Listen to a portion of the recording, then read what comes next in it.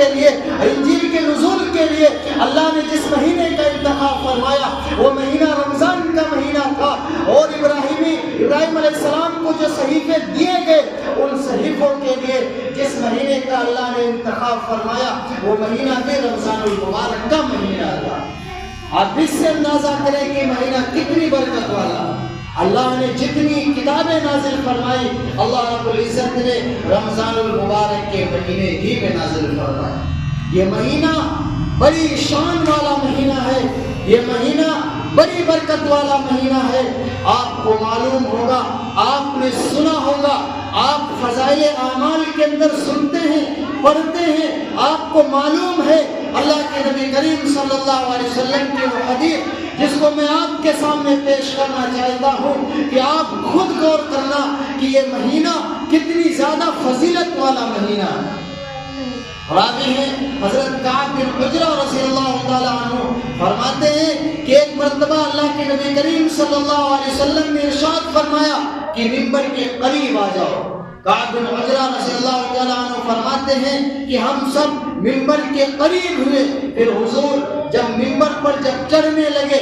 ممبر کے پہلے درجے پر جب آقا نے قدم رکھا تو فرمایا آمین، جب دوسرے درجے پر قدم رکھا پھر فرمایا آمین، پھر جب تیسرے زینے پر حضور نے قدم رکھا فرمایا آمین۔ اور حضور حضرت کعب بن عجرہ رضی اللہ تعالیٰ عنہ کہتے ہیں جب آقا خطبہ دے کر کے فارغ ہوئے اور جب آپ ممبر سے نیچے تشریف لائے تو ہم نے پوچھا یا رسول اللہ صلی اللہ علیہ وسلم، آج ہم نے آپ سے ایسی بات سنی ہے جو آج سے پہلے ہم نے کبھی نہیں سنی تھی۔ اے آقا گویا کہ کہہ رہے تھے کہ حضور پہلے قدم پر جب آپ نے پہلے زینے پر جب آپ نے قدم رکھا تھا تو آپ نے فرمایا آمین، دوسرے زینے پر جب قدم رکھا فرمایا آمین، تیسرے زینے پر جب قدم رکھا فرمایا آمین۔ حضور ماجرا کیا تھا؟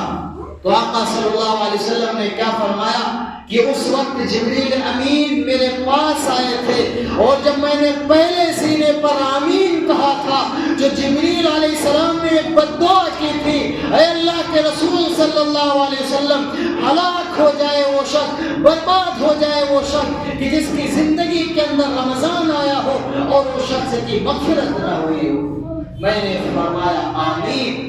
میں نے کہا آمین۔ پھر جب دوسرے زینے پر جب میں نے قدم رکھا جبریل امین نے دوسری بد دعا کی، یا رسول اللہ صلی اللہ علیہ وسلم، ہلاک ہو جائے وہ شخص، برباد ہو جائے وہ شخص کہ جس کے سامنے آپ کا نام لیا جائے، آپ کا تذکرہ کیا جائے اور وہ شخص آپ پر درود نہ بھیجتا۔ میں نے کہا آمین۔ پھر جب تیسرے سینے پر میں نے قدم رکھا تو جبریل امین نے تیسری بد دعا کی، یا رسول اللہ صلی اللہ علیہ وسلم، ہلاک ہو جائے وہ شخص کہ جس کی زندگی کے اندر اس کے والدین یا ان میں سے کوئی ایک بڑھاپے کے عالم میں پہنچ جائے اور وہ اپنے بیٹے کو جنت میں نہ داخل کرا دیں۔ یعنی اگر کوئی بیٹا اپنے ماں باپ کی خدمت کر کے جنت میں داخل نہ ہو جائے وہ شخص ہلاک ہو جائے۔ حضور فرماتے ہیں کہ میں نے کہا آمین۔ اس حدیث سے ہمیں پتہ یہ چلتا ہے کہ رمضان المبارک کے مہینے میں